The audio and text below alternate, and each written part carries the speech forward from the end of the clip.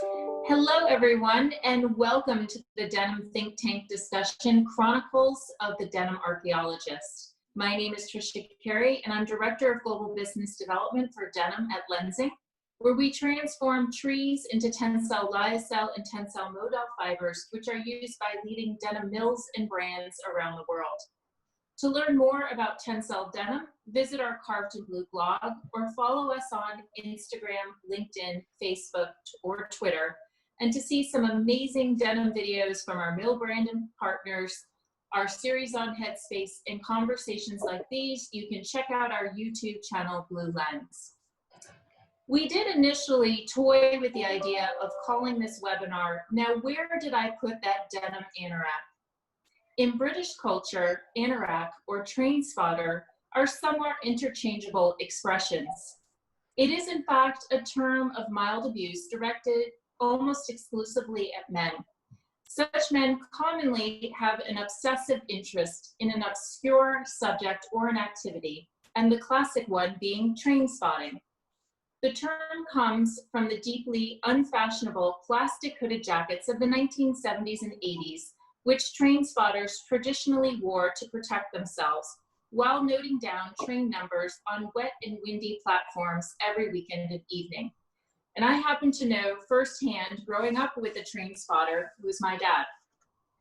The modern day train spotter is an altogether more sophisticated creature, most likely to be found wearing a polyester microfiber mountaineer's jacket, which boasts excellent wicking properties, a waterproof laminate skin, and big enough pockets for a voice-activated dictation machine and a pair of high-quality German binoculars.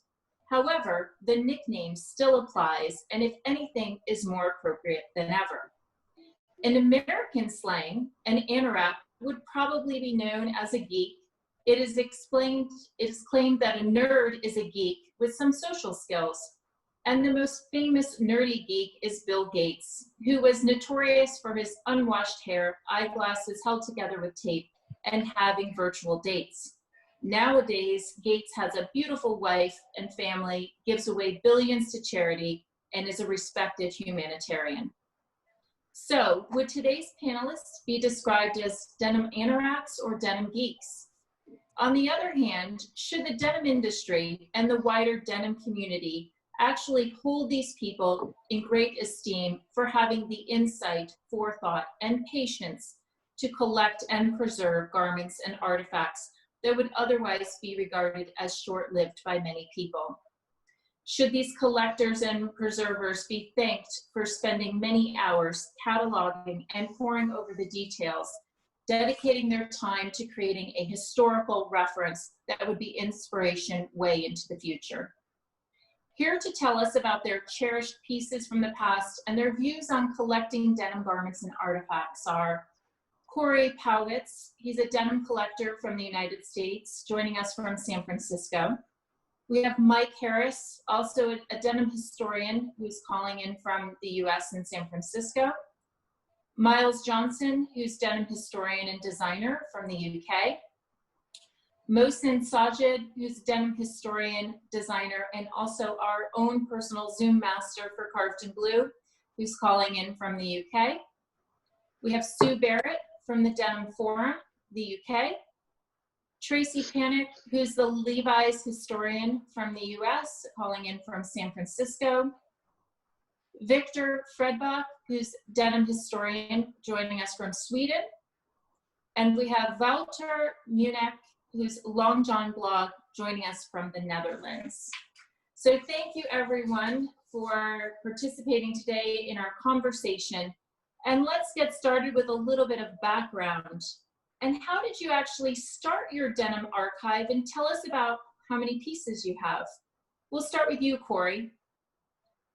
I started collecting probably years ago, and how I got involved with the whole thing was I was collecting old photos, and I was like, well, what are these guys wearing, the workers? So I got on the internet and started to research, and I came across a forum on Superfuture, which was called, I think it was Jeans of the Old West, that Mike had started. So then I had contacted Mike, and then it took off from there. So I started collecting denim photos and like billheads. That's pretty much it. Great. And Mike, we'll ask you a little bit, how did you get started? Tell us about how many pieces you have in your collection. The pieces in my collection are always fluctuating. I was a bottle hunter, which is, digging for old bottles and ghost towns. So I started that in late 80s, like 1987. And when I accidentally found in 1996, I found a pair of jeans out digging in a ghost town. From then on, I stopped looking for bottles and I switched to just clothing. And so from 96 up until still today, we're still actively hunting for clothing and mines and ghost towns and some buildings and, wherever we can find them. And how many pieces do I have? I mean, I have lots of like little pieces. How many full garments? Maybe I think I'm down to like 2 or 3 right now at the moment. I'm hoping to increase that. I have a lot of vintage though, pieces from the 60s and 70s and 80s and 90s.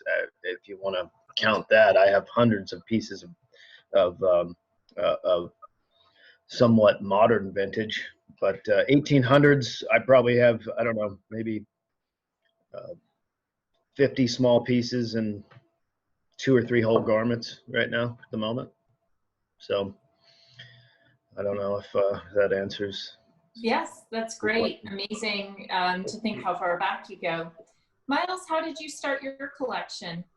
I think I started without realizing that I'd started. It was quite a long time ago, probably kind of early 90s. I'd first moved to London and I'd been working for this amazing collector called Carlo Manzi, who taught me everything I know about shirts.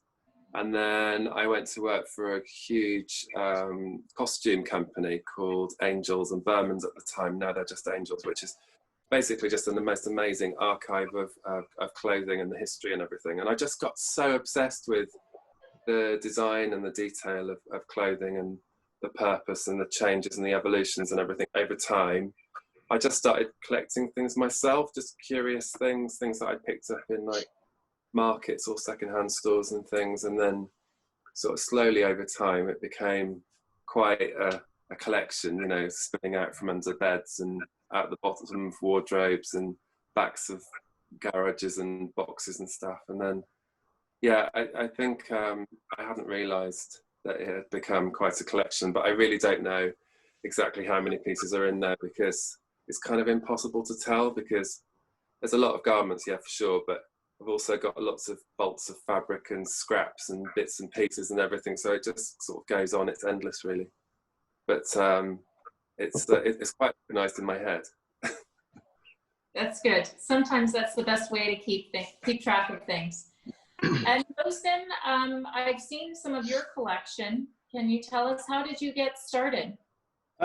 Well, I'm similar like Miles. I'm a trained designer, so I collect lots of things really. But my denim obsession probably began my first job like 18 years ago, working for a company called Okini, and then I was working also for like LEVI'S Japan as well. So I started collecting then, and collections now probably 1,000 or more pieces, a mixture of pieces from the 30s and 40s, mostly, and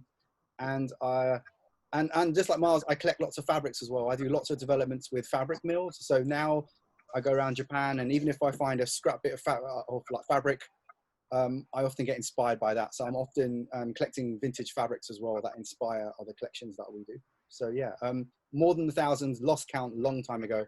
I collect banners. I collect lots of things as well, banners as well. I think in the UK, I'm one of the most like prolific and who collects things like this. So yeah, but only because I want to surround myself with it. So.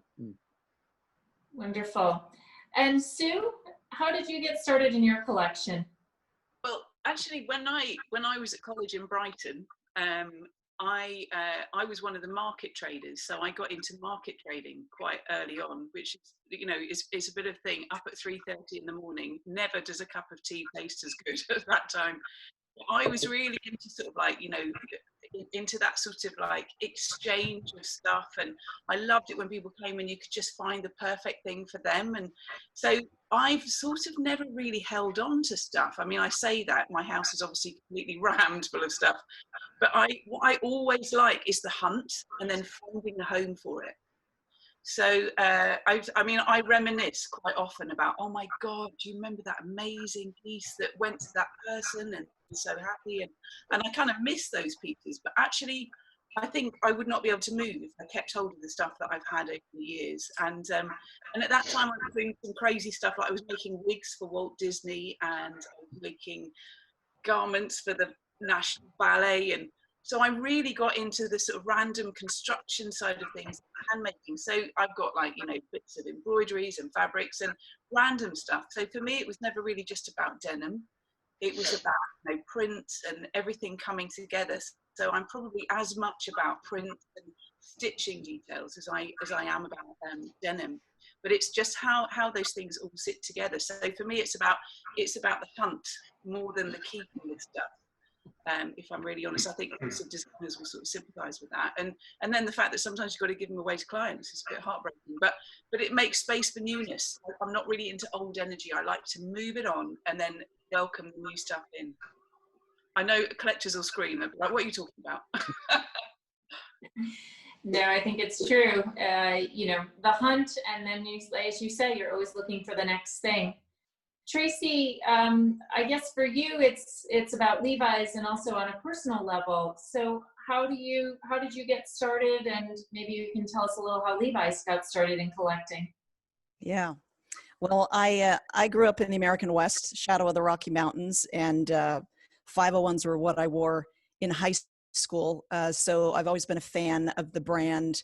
But I took over as the historian at Levi's 6 years ago, 2014. And the Levi's Archives is now just over 30 years old. It was started in 1989.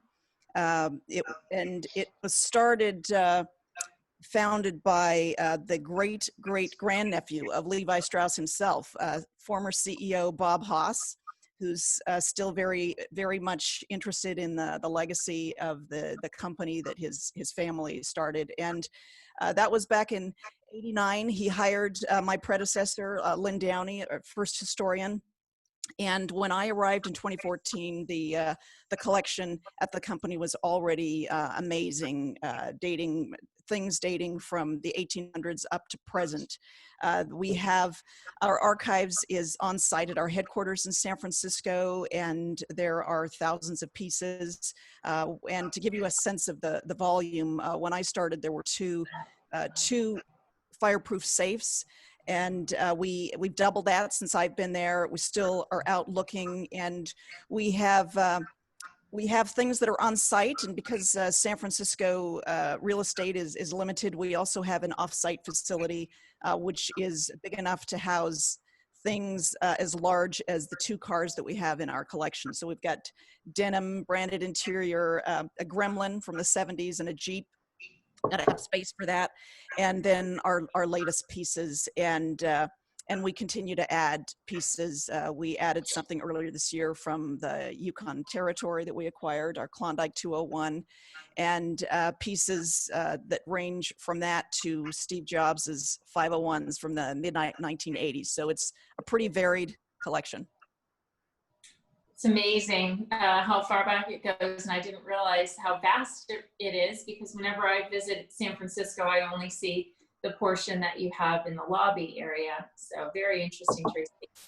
Viktor, for you, how did you get started with your collection? I started around 15 years ago.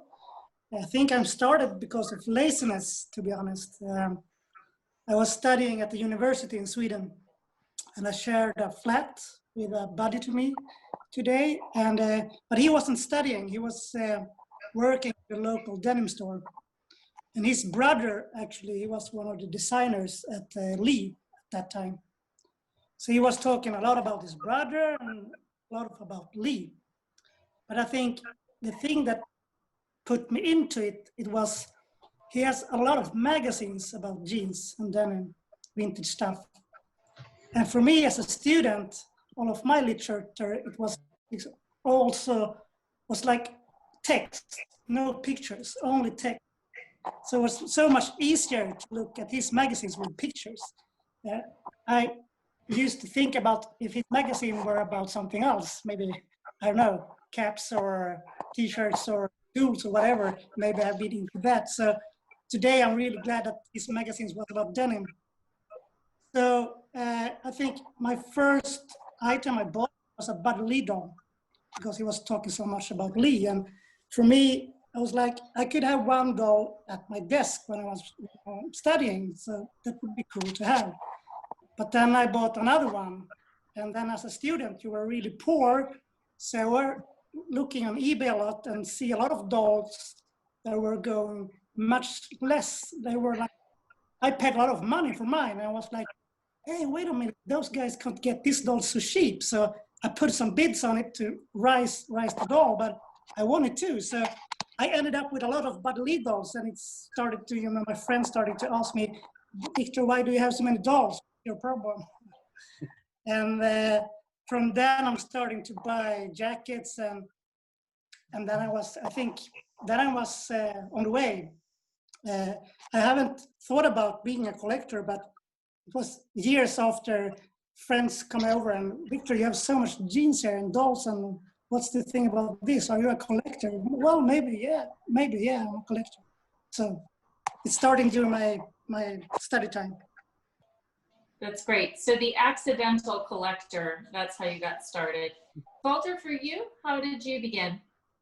I started around 25 years ago at Diesel Jeans, the Italian denim brand. And back in that time, the early 90s, 92 it was, they started a special collection, was Old Glory.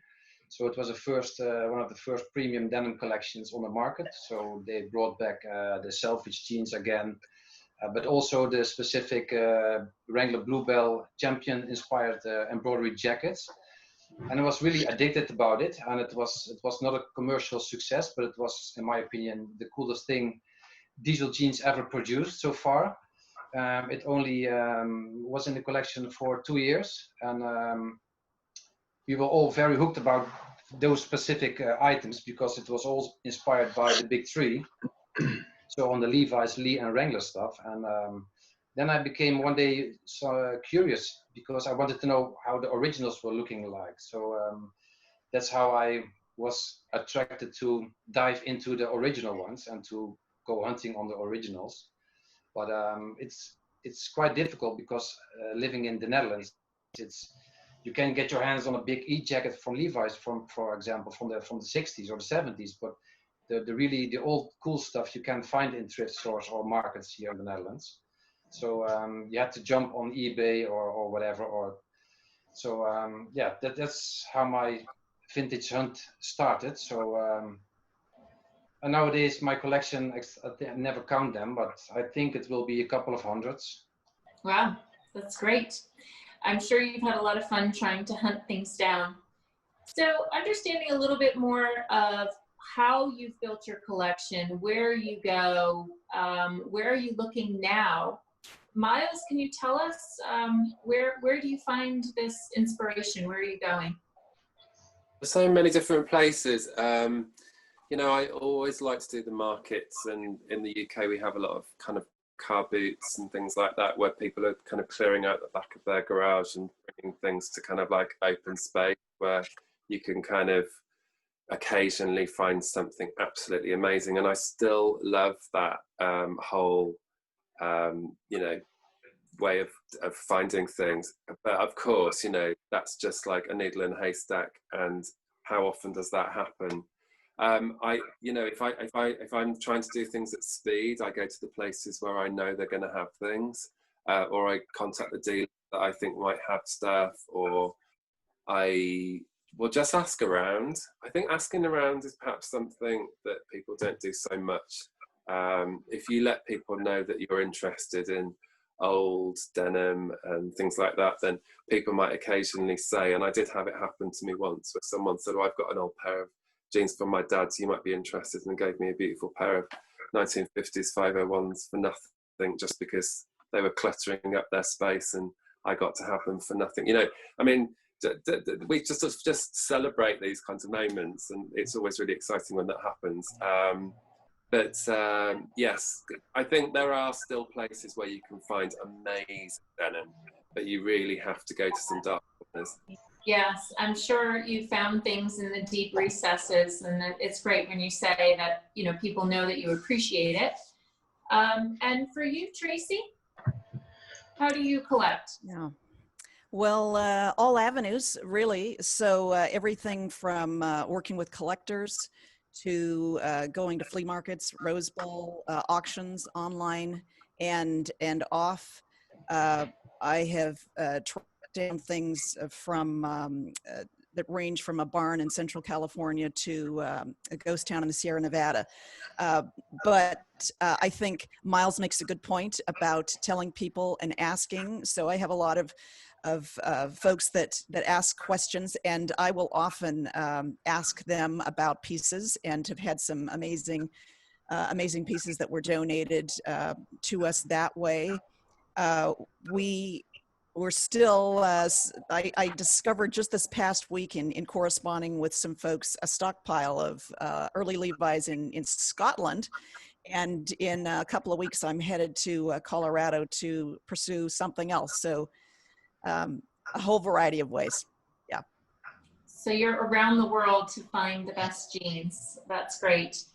And Wouter, you mentioned a little bit how some of the challenges in Europe, but how do you go about building your collection? Yeah, as said, living in the Netherlands, it's quite hard to get your hands on the blue gold stuff, so the really old stuff. So nowadays it's mostly through eBay, but also through other collectors as well. But I'm also have some luck to get some pieces as well sometimes. And also for work, I'm traveling quite a lot, and I'm always diving into thrift stores or markets when I been somewhere. So yeah, that's mostly how I got my hands on those pieces. Great. Cory, for you, where do you find the best treasures? For me, it's, you know, same thing, asking around, talking to different dealers, eBay, of course. I was lucky because a lot of people in the East weren't collecting and looking for denim yet. So when I was there, I made some good connections with some people. So I find a lot through people there. But other than that, it's a lot of eBay, a lot of shows, a lot of digging through all that stuff, and just finding where stuff's hidden, you know, like articles and ads for certain denim companies are in like different things, and you have to figure out what year they were in and what books they were in, and who was wearing them at the time. So that's a good thing to do, is find that stuff and just dig. I mean, there's hours and hours and you just don't find anything. But it's worth it, because when you do find the one piece, it's awesome. The feeling's great. Yeah, and Viktor, for you, after the Buddy dolls, where do you go to find more collections? Well, it's like most of the guys have told us that it's hard in Europe to find really good stuff. So for me, it was always eBay. But now, these days, actually, you get surprised how many people are out there that actually have some really old stuff, and they don't know so much about it. In Sweden, there is like, I would say, I think I get emails and people that are calling me maybe 2 times, 3 times a month. But once a year, there are some quite good stuff that people actually have outside here. So these days, I'm not hunting so much anymore. It's mostly if people contact me and they have something really interesting, I'll go there. That's great. Mohsin, for you? Oh, wow. I've been, I do a lot of, I travel a lot, just like the rest of the guys here, but I go a lot to Bangkok and Japan and even Pakistan. I found some amazing pieces in recycling centers that are just moments away from being shredded, that are from the 20s and 30s. And you know, I found quite a lot like that, actually, because I work with a lot of mills, and they all are now doing post-consumer waste and all the rest of it. So they're all buying in all this excess stock of just cotton and garments. So it's really exciting. But a lot of the best pieces I've found in like Japan, and they're Japanese sellers that have gone over to America to buy it and then bring it back. So I'm paying probably triple or even like quadruple the cost really. But it's really hard, as the guys in Europe are saying, to find vintage. In London, there's lots of amazing vintage shops as well as markets that are every Thursday and stuff. So there are lots of opportunities, especially in London, to find amazing stuff from the 30s and 40s. You can still find it, but not anymore like Victorian stuff. I remember I have colleagues of mine who are 10, 15 years my senior, and they were saying, Mohsin, when I was looking for stuff, I was finding stuff from the 1900s quite easily. Now you can't find it. So yeah, if you're late to the game, you're late to the game, and you have to buy it from other collectors or yeah, lots of things like that. But yeah. I hope you're not out there fighting for the same piece, all of you. Yeah, I'm sure you come up against each other. Mike, how have you built your collection? Well, we have a lot of old projects scattered around, you know, like old mining projects, and then the obscure thrift stores. That's what that's where I search mainly, you know, because it's not every day you can get out to the mines and hunt for the 1800 stuff. So mines and thrift stores, that's basically that's what we do. Great. That's it. So where have you how have you built your collection over the years? It's funny because the word travel corridor comes to mind, and of course at the moment, you know, as I would love to be in a flea market in Tokyo, because I'm there, or at the Rose Bowl. Oh my goodness, would be amazing. But London also has some great markets, which is fantastic. So I think it's also because I am not specifically just looking for, you know, menswear from the 30s and 40s. For me, it's like, if you think about women's wear fashion, and because I've sort of been working at WGSN for a long time, it's not just about the archive element, it's also about the future trends and how that's changing. So for me, it's not a specific slice of the market. I live quite close to Portobello, so I go in there quite regularly on a Friday and just sort of see what's, you know, watch what's changing. And at the moment, there's some amazing Victoriana that's coming through, and that craftsmanship is just phenomenal. And some of it's been indigo dyed, and some of it's been coated in, you know, like linen that's really, really thick. But you get traders coming over from Holland with like beautiful old Dutch workwear and all kinds of different areas. So for me, that's the most amazing melting pot of stuff. But you know, if there was a perfect world and travel corridors were not something we had to think about, I would definitely be, you know, in Sweden, in the second-hand stores. I would be in Tokyo, and I would be in the States. But I do find that London is so eclectic, and the way that people put things together, I get so much just from, like, you know, being in that space. So I guess I'm quite lucky to be around here. And my natural trader kind of I'm just like so hooked into it, I just can't help it. Yeah, well, that's great. You're in a good location in the UK, and I'm sure you'll be out traveling again soon when we're past our time here. Each of you have found some amazing vintage denim pieces and workwear pieces in abandoned mine shafts, exploring vintage fairs. You've talked even, Mohsin, about cotton recycling centers. And to that extent, you're acting like an archaeologist and searching for denim and giving us a clue from the past in order to inspire the future. Can you tell us a story of one piece of a lost denim relic that has really amazed you, Mohsin? Oh, there's so many. I just got one to show you. I'm really interested by denim details that I've translated into other garments. So this is a French workwear piece. What's amazing about it is it's got a one-piece fly, and we know that the one-piece fly was done by Boss of the Road. You know, the like sort of. So this is a denim detail that's translated into French workwear in the 1920s. So it's really fascinating when cross-pollination happens, and these little like discoveries really excite me as like a designer. So yeah.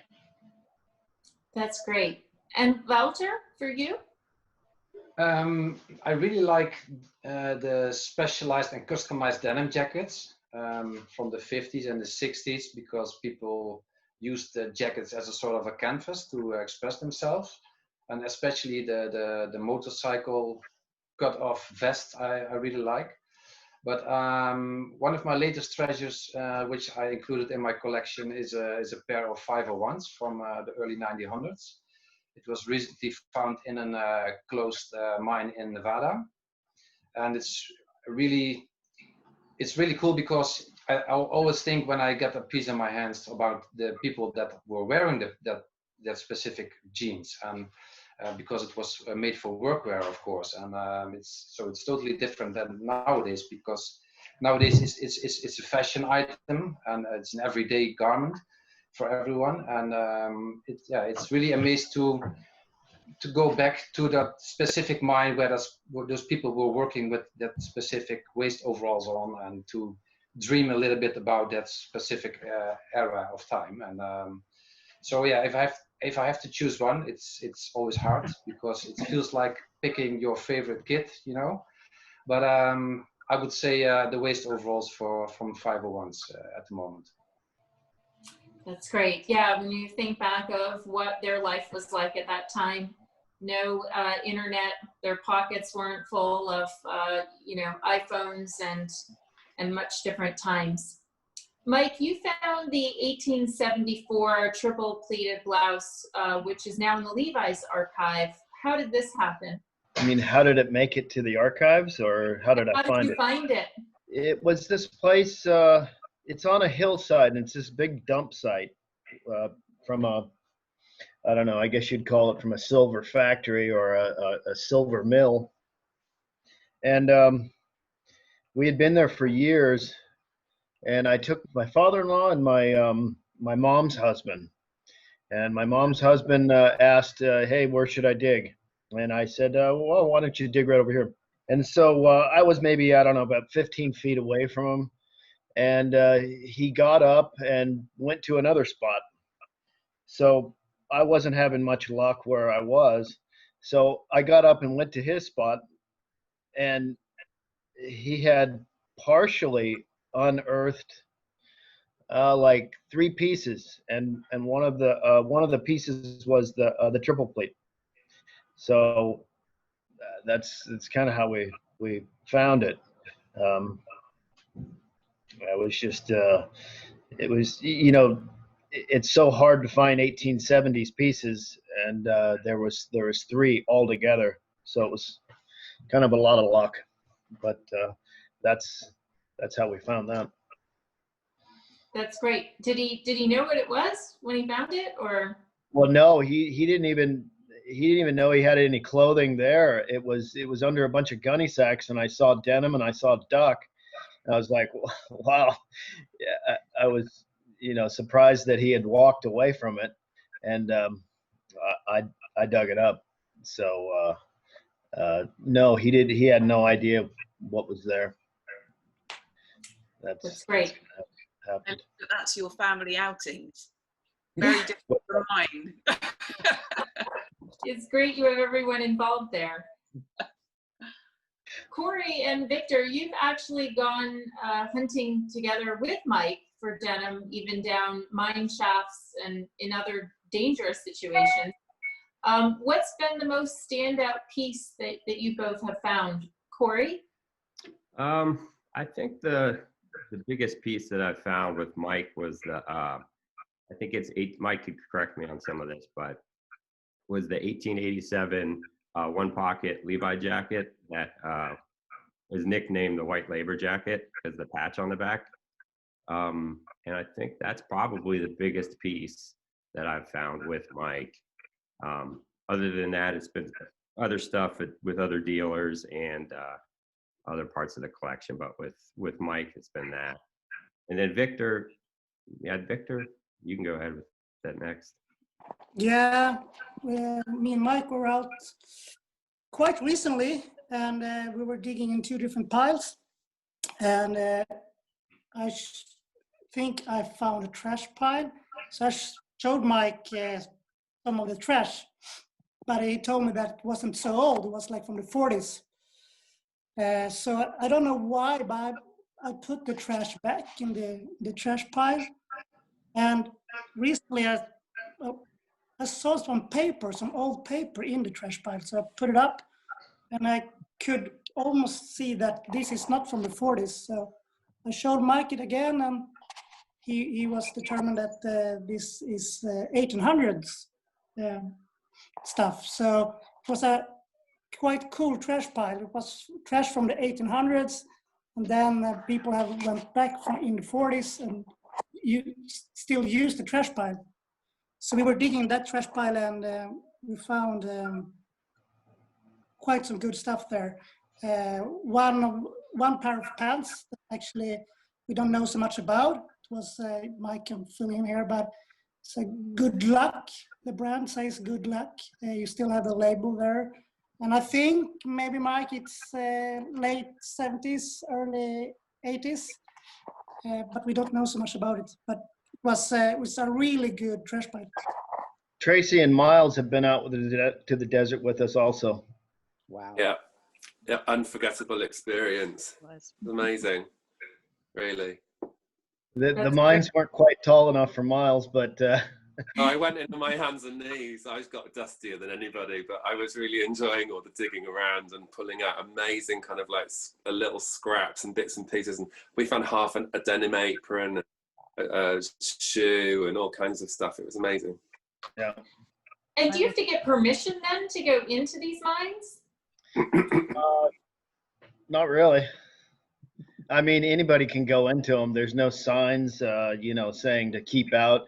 It's most of them are patented, which is private property owned by large silver companies, and there's almost no silver left in these places, and it's just open.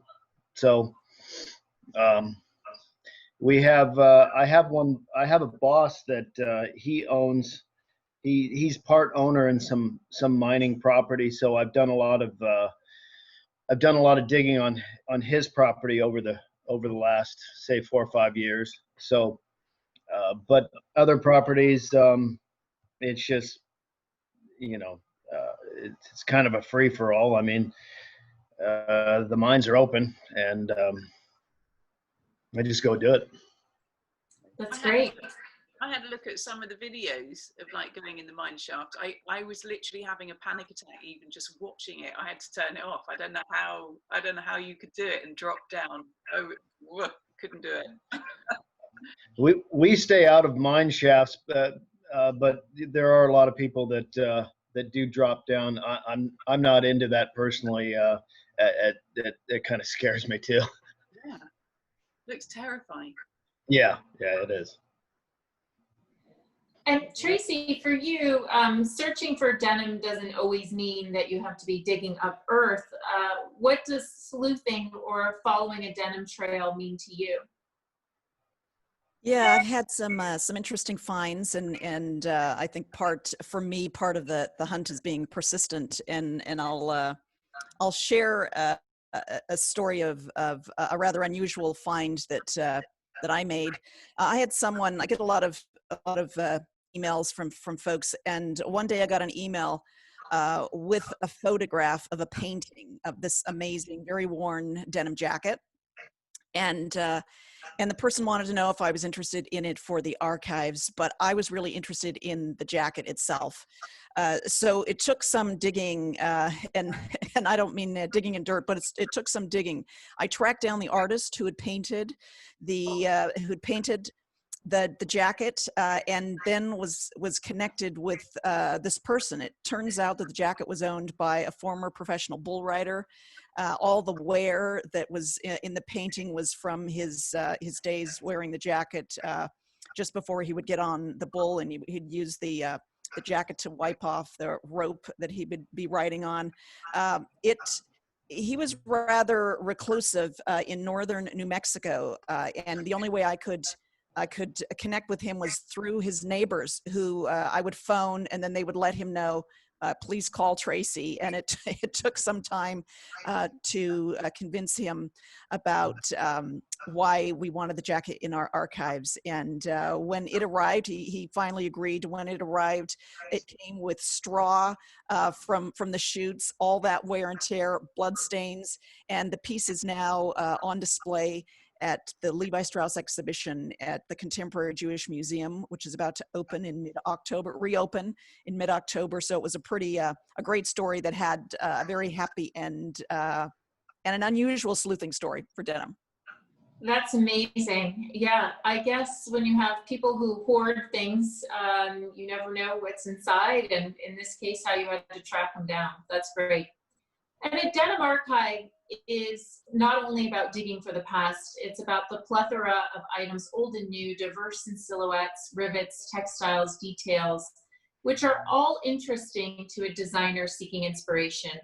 And the point of view provided by the collector highlights the style and artistic appreciation.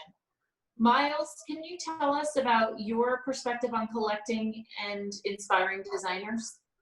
Yeah, I've always really encouraged all the designers that I've ever been lucky enough to work with to really get as much time as they can in archives of companies, because sometimes there are kind of really amazing things like locked away and hidden in the details that you don't know about, because sometimes you're just studying things on what they kind of look like in a picture or something like that. But really to try and get into the mindset of what someone was thinking about when they were designing a garment, and trying to find out a little bit more about, you know, maybe it was a design that was made but never launched, or maybe it was launched and it flopped because it was ahead of its time. Or we're always looking for kind of weird things, obscure things, kind of maybe experimental stuff. Maybe it was something made by somebody at home, or maybe it was just a kind of scrap of something. I think inspiration just comes in so many different ways, but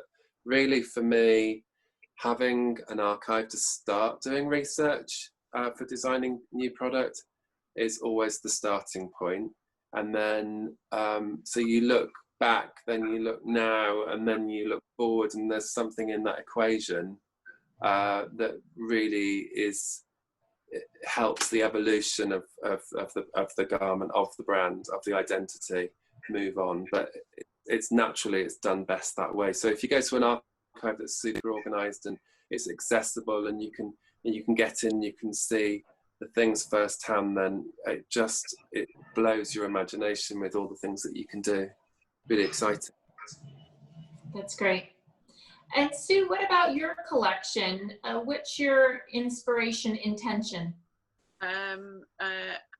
In a way, I don't know why I'm smiling, but my son would have a very different comment than that. I remember when he was really little and just started nursery.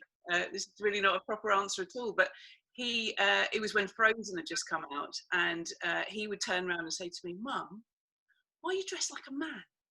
Why can't you dress like a princess?" I remember just being like, I failed, my child. But essentially, I think for me, it's like, I can say that when I was working at WGSN, and it was about the speed of putting out information, there was a huge turnaround. When I first started at WGSN, I'd come from Wrangler, where it was the slow cooking casserole of, like, you create a collection, the narrative of the story and the collection is so important, and you perfect the products. And it's there's a finite amount that you make. And then I joined WGSN and I did my first project, and they were like, "That's great, next week." I was like, "Oh my god, I'm done. I've given you everything." And I realized that there was that really a completely different pace.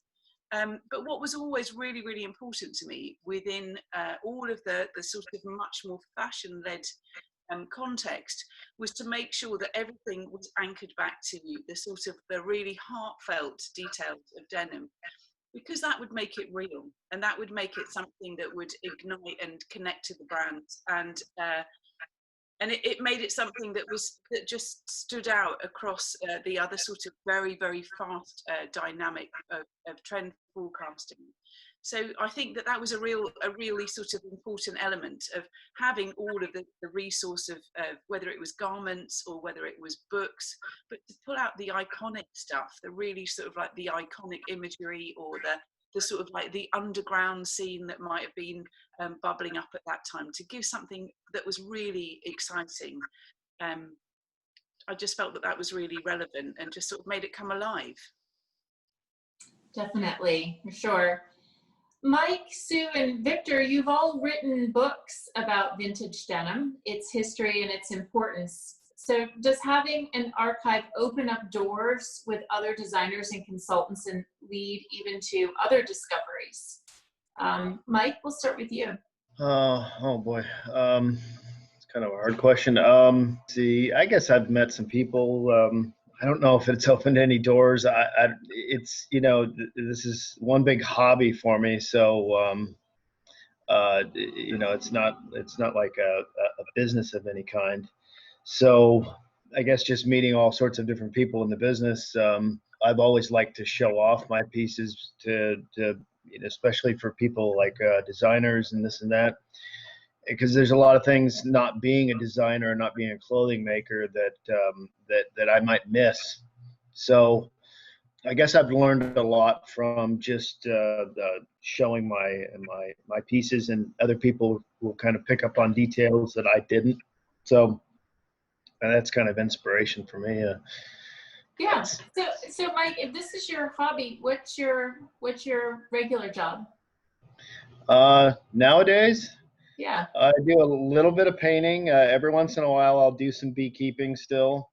I have a couple vintage booths down at an antique mall about 5 miles from my house. So that's kind of a hobby slash, I don't know, ever since the Great Recession, I've just, I do a little bit of everything now. I used to be a painting contractor with, you know, I used to actually have a checkbook and used to actually act like a professional, but now it's just a little bit of everything and whatever. Each day I have no idea kind of what's going on, but just kind of having fun, I guess. That's great. Yeah. And Sue, for you in writing a book, how did that open up more, and where did you see the benefit from writing your book? Well, actually, for me, that when I think when I sort of talked about the travel and like being in the States, but mostly going to Tokyo. Tokyo was always like the magazines, the denim magazines that came out of Tokyo were just gold dust. And as designers, I think it was, I mean, yes, we had in the 90s, the internet was available, but the connection was not so good. Yeah. And the content just wasn't the same. It wasn't, you know, there just wasn't so much dialogue happening. So you still needed to rely on, you know, the old paper. So all of the beautiful stuff like Free and Easy magazine, that sort of like, you've got to wait, you know, was it, I can't even remember if it was quarterly or monthly, but I absolutely loved them. But I always used to have that feeling of like, yeah, there's a lot of advertising in there. I kind of liked the editorials, but I kind of just, so I used to sort of do a lot of work with Doug and Roy from the Vintage Showroom, and every time I went in there, it was like just the most incredible treasure trove.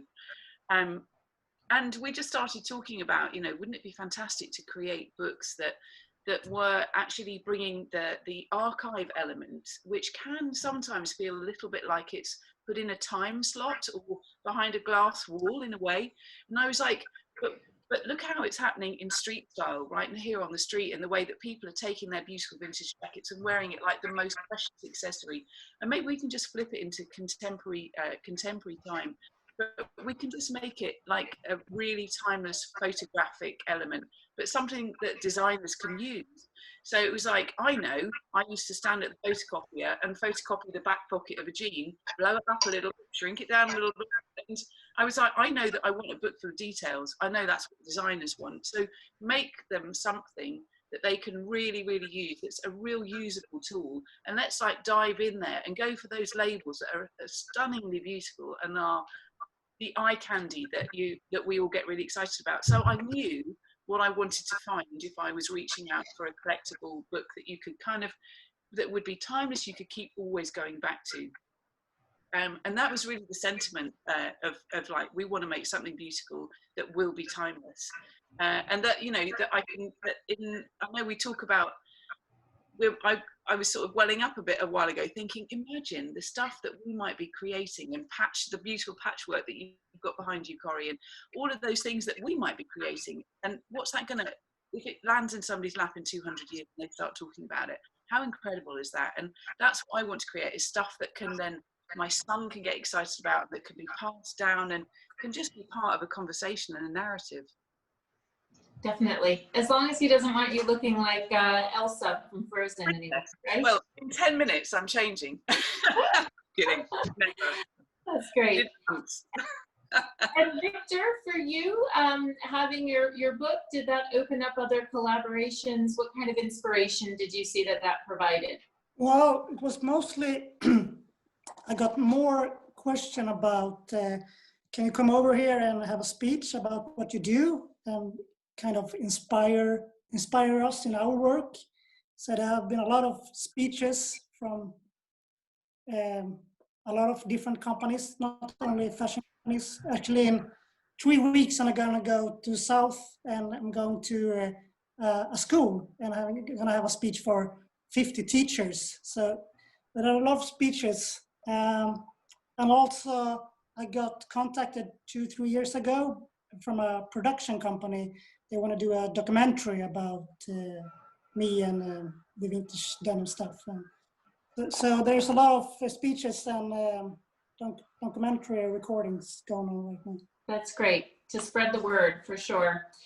So have there been any collaborations that you're proud of with one or more of your archive pieces that have been used in a modern collection, offering a designer inspiration? Wouter, for you? I made quite some collaborations during the almost 10 years that I'm active as under the name as Long John.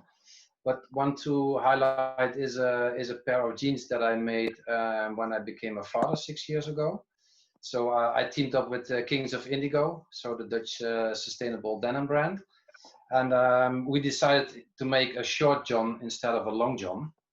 And it's a really cool piece, and I will show you to here. So it's really small jeans, and it's inspired by a 1960s pair of Levi's.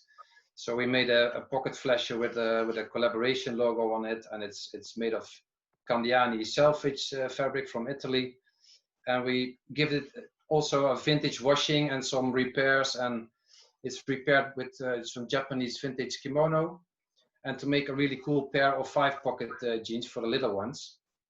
So that's this one still, because it's also sort of a homage to my daughter, who's 6 right now, and I'm still very proud of that one. That's great, and I could see also Tony had a lot of pride in putting that together too, from Kings of Indigo. That's a great collaboration. Yeah. And Tracey, I mean, the archive at Levi's is there for the designers at Levi's, and I'm sure you've seen the archive make that impression, but is there anything that stands out particularly for you? Well, we're lucky that we have the Levi's vintage clothing line, and of course during the seasons that they're put out, we'll pick items from the archives as inspiration for reproduction. But maybe the most recent, just last week, actually, piece from the archives, or a collection from the archives, is the 517, a bootcut that was introduced in 1969, bootcut jean, and orange tab. That is is going to be used for a Valentino collection. So kind of high fashion. They're taking that. It was shown on the runway last week in Milan, and it'll be part of their spring, summer 21 inspiration and part of their collection. Yeah. Looks great. Thanks, Fabulous, really great. And Miles, for you, with your collection, where have you seen that's provided inspiration? Is there an example? Well, with the collaboration, there was a recent collaboration that I did with Timberland and Lee, and that was quite interesting because if you're doing a project like that, it's quite a responsibility. So you have to kind of make sure you've really done a lot of homework and really gone back to the all essential elements of what's so great about those two brands, and then taking kind of like the very, very best of what they've ever done and try and find a way to sort of like mold the two brands together. So I have to do a lot of research into their archives, but also in anything that I have of my own that I can pull out to be good reference there. But I'm always looking for like, how did it all start? Because I really need to get right back to the very beginning to start kind of thinking about how to do the next thing. So I do that a lot. But, I worked with Levi's archives for many years, and all the collections that I ever did for Levi's was all about starting in the archive. And some of those strange things that are in there, like the skewing on the legs of like old 40s 501s because of them being loom state or something at the time, ended up inspiring LJ and Levi's Red, and that's when the twisted seam came in. But that detail was just all from a 1947 501 that had gone a bit mad in the wash. And it's that sort of stuff. Really, you're looking for something exceptional from the past, maybe a mistake like that was, but it did give birth to a huge range and opportunity for Levi's. And I still have like, bits and pieces of my own strange proportions and like kids' clothes, because I just love kind of like the proportions on kids' stuff that you can use and take and put into different collections. So yeah, always like look back first. That's right. Yeah, I'm looking back. We just have a couple more questions, and then I want to get into the Q&A. So Cory, what about for you? How's your collection inspired designers? There's a few pieces that I've collaborated with Blue Blanket from Italy. One of them was a piece that I found on a trip with Mike, which is right here. They did like a bone buckle back right there. And then the pocket was like this weird owl-shaped stitching. But the original didn't have the back pocket on it. It didn't have anything. So we took it from pictures of another piece that we had thought matched it from that time period. And then I've also done a pair of another one with Blue Blanket. That's a Wabash overall. So it's like this one right here. So we did this one together as well. And then we're working on a third one right now, which is like a military work band. But I think mainly with my collection, a lot of it's photography. So I probably have the largest collection of portraits of men working. And through there, you can see little details, which are really cool. Like, I don't know if you can see it there, but they have wax all over their pants, which is one of my things that I love. And then this is a pair of strongholds that has wax all over it as well. And it's got the arcuate on the back before they were, forced to take it off. But yeah, so I think mainly it's just pictures and a couple little pieces here and there that I work on stuff with people. That's great. Some really cool pieces there. Mm-hmm. And Mohsin, for you, I think your archives have obviously inspired us at TENCEL, but can you tell us more about how it's provided inspiration for designers? Yeah, I'm always I don't know if my screen's even turned on.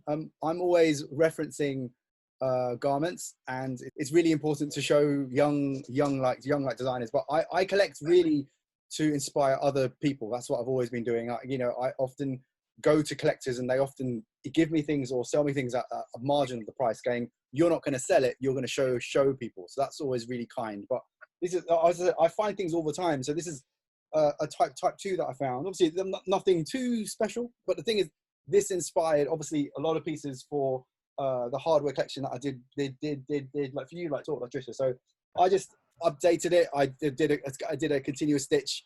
I enhanced it by adding Van Dyke stitching on under the collar.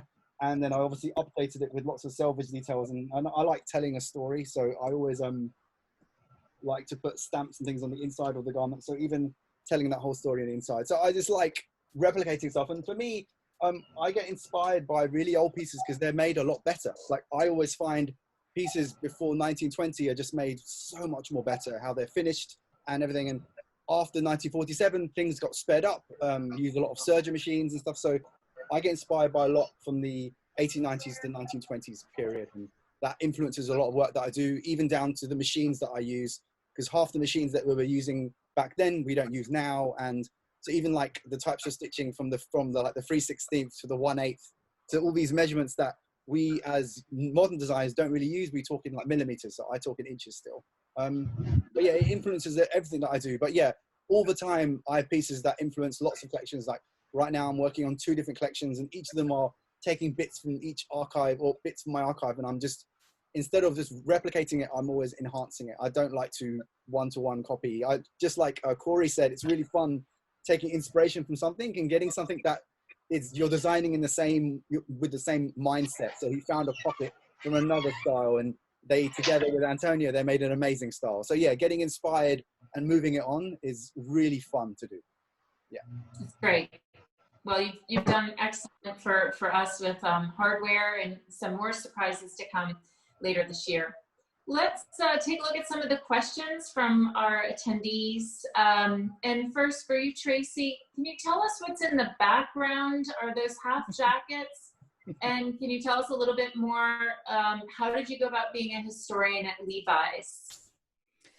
Well, the background, this is the archives in our headquarters, and we have our largest blue fireproof safe.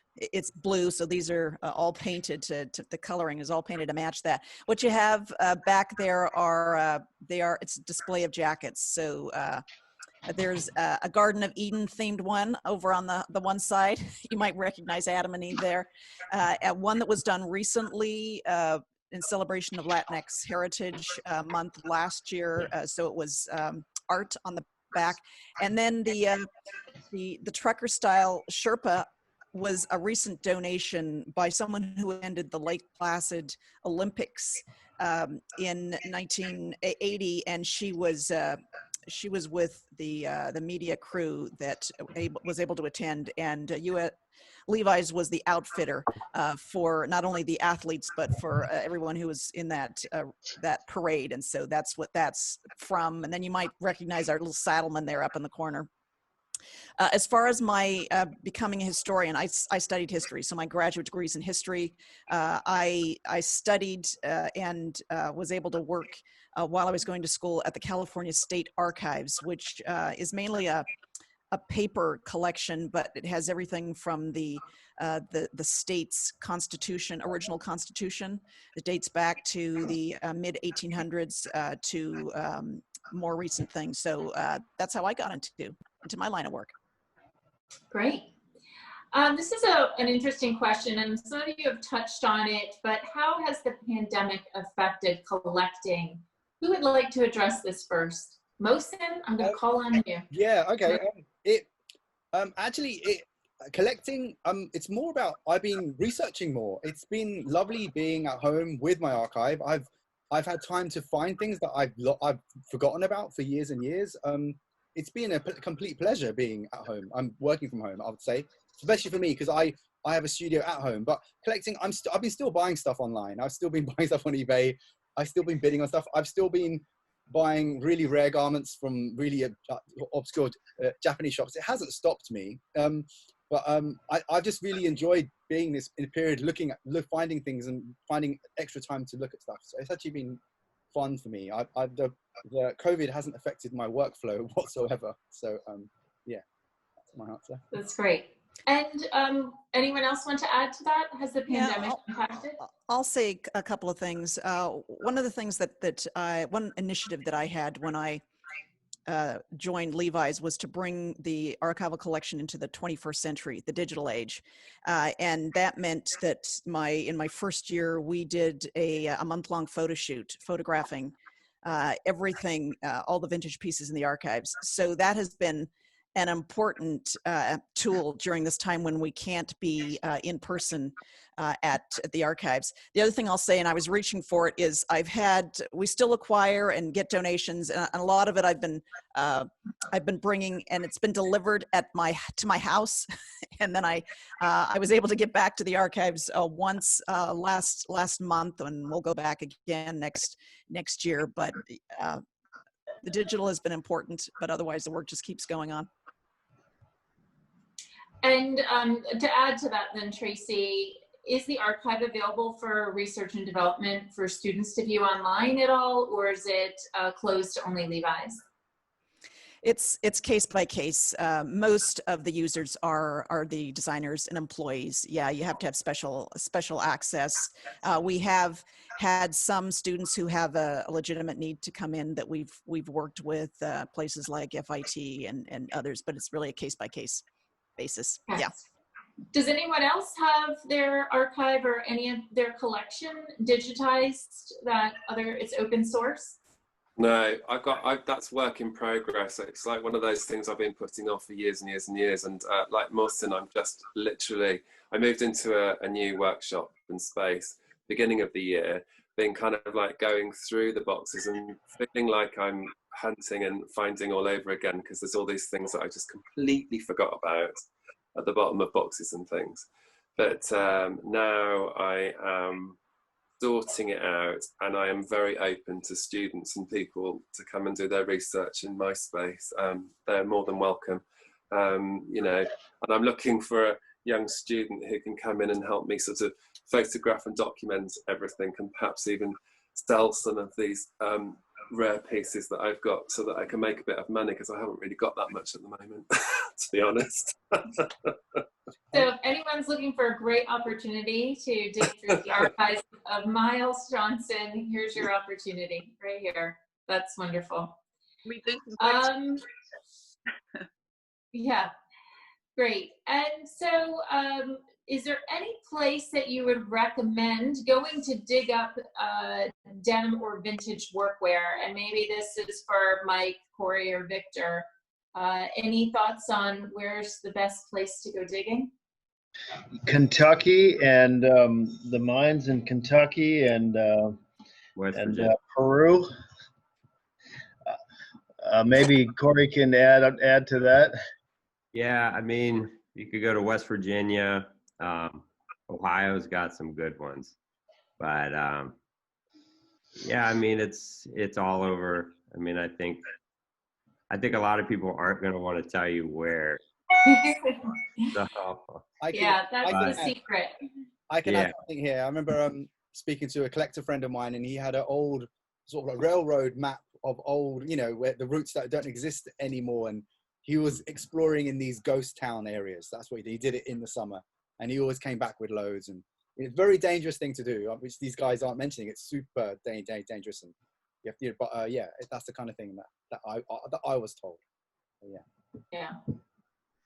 And many of you talked about Levi's, Lee being a part of your collections, but are there any jean brands today that you feel might be the treasures of the future? I don't know, Sue, or who would like to start with this?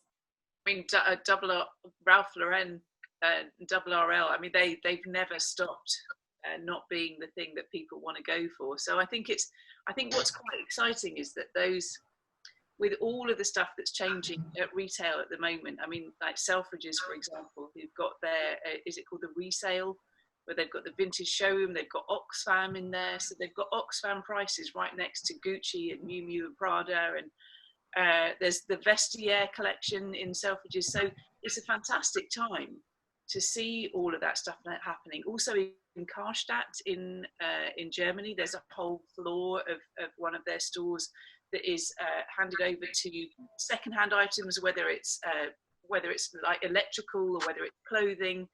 So it's kind of like the influence of Retuna in Stockholm, the shopping mall that is like 100% secondhand from the you know, the trash tip next door. And I think that on the back of that, the fact that the resale of brands that put value at a higher price point into their original garments back in the 70s, 80s, 90s the fact that those are the garments that people then are holding on to and keeping and can buy again, I think is really going to change the price point in the market where people are creating lower price garments. I think the return to a higher price, knowing that you can then resell it or keep it for much more longevity, is going to be a real tipping point for developers. Mm.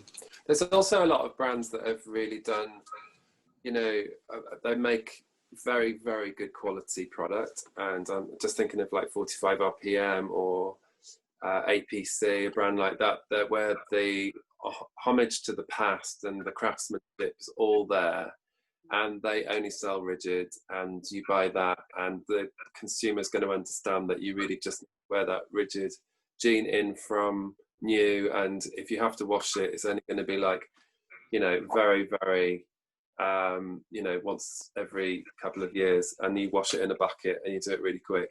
And you know, those pieces that we find in the future, I mean, those brands that I just mentioned, they buy back those jeans that people have been wearing for many years. They understand and they appreciate the value of when someone's worn a jean. You know, a jean's worth a lot more when it's been worn right and hard for like a few years than it is when it's brand new. So, you know, I think just watch out for the brands that really make the kind of like the best quality product, not kind of with bells and whistles and zips and extra bits and details. No one really cares about that in the future.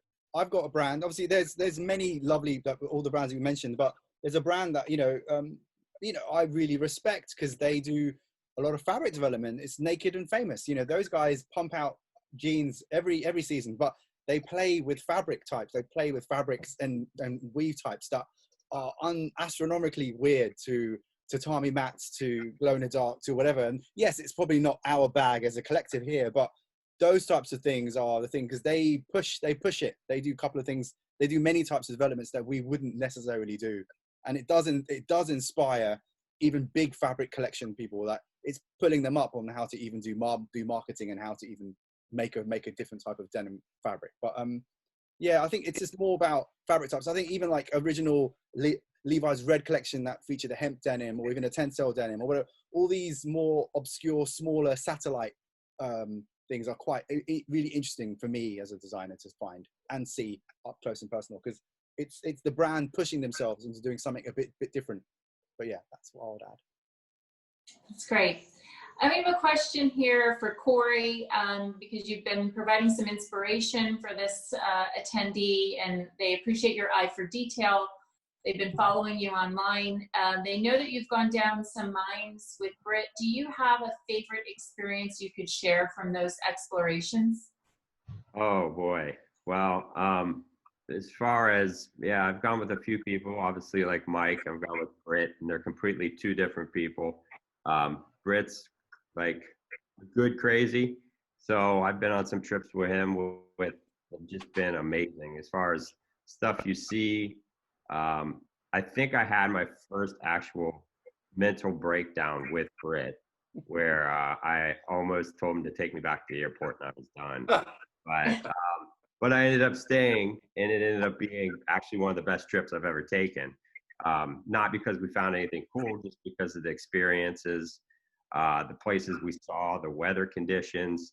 That's the good thing with, you know, the West and the mines and stuff, is you get to see so many different, you know, Mike's a big fan of clouds. Like, you get to see crazy cloud patterns. You get to see all these cool things. Horse paths, you know, where they would do the wagons and everything, stuff like that. They're just really cool little elements. And I think that's helped me become inspired, because when you're in the ghost town, you kind of feel what was going on there. You kind of visualize the people walking around. And that's one reason I'm so much into the photography, is because I could collect pictures of old miners and kind of imagine those guys walking in that town with those clothes on, and seeing the evolution of the clothing that they're wearing. You know, I have photos of guys with dead stock clothing on, and then guys with just trashed and majorly patched, you know, stuff. So I think for me, that's one of the things. And the trip, you get to see the world. So you go with Britt, you get to see 3 or 4 different states. You get to, you know, see all this stuff. Same with Mike. So to me, obviously, it isn't always about finding the jeans and the denim. It's about the experiences that you have on those trips. which is that's where it's at for me. That's great. That's really great. Just a couple more questions here. How do you keep your garments? Do you put any chemicals on them to keep them safe? Tracey, what do you do for the archives at Levi's? No, we don't put anything on them. We have a conservation lab in our archives, and it's a small area. But what we have is we just use plain San Francisco water. We soak our jeans, and we rinse them and soak them again, so that we aren't brushing them or braiding them. We want to keep them preserved, but we also have to make sure that they are in a state so that they're going to last not only longer, but it's also going to be important for the rest of the collection. And I can tell you from experience, having dealt with a moth invasion from bringing some pieces in that weren't properly taken care of, that it's important to handle them properly. Wow. Here's an interesting question, because we've talked about minors, workwear, but what about iconic musicians and their jeans?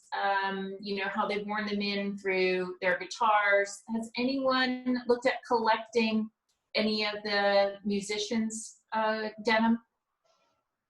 If they would just let us have them, that would be great. Thank you.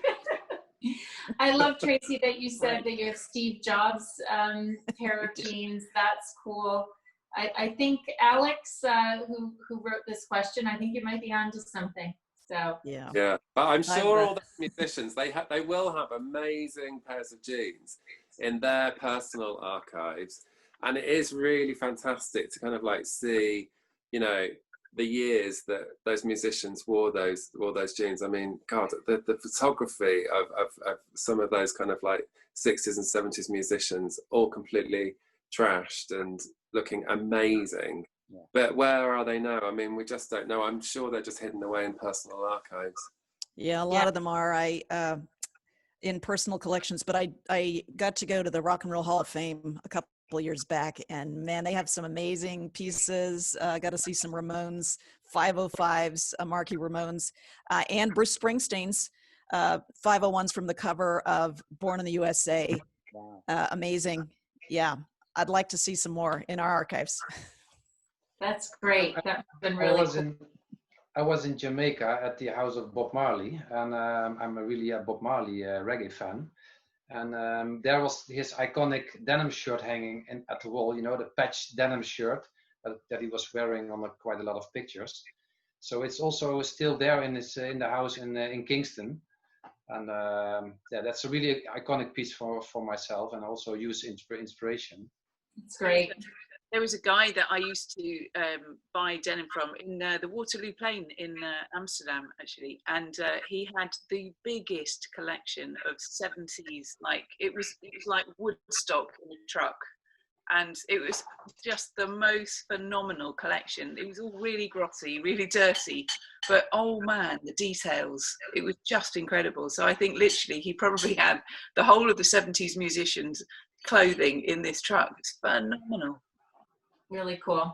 So it's been such a pleasure to host this discussion today. I've learned so much. It brings another level of appreciation to the product we all know and love of denim.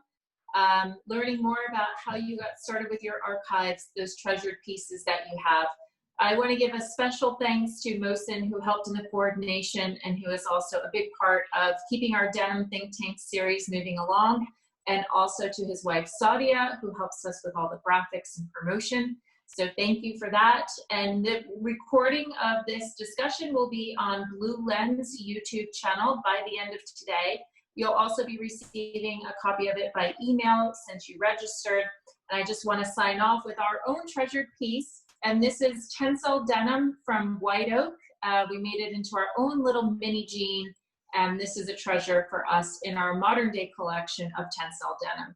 So thank you very much, and stay tuned for more discussions. Thank you.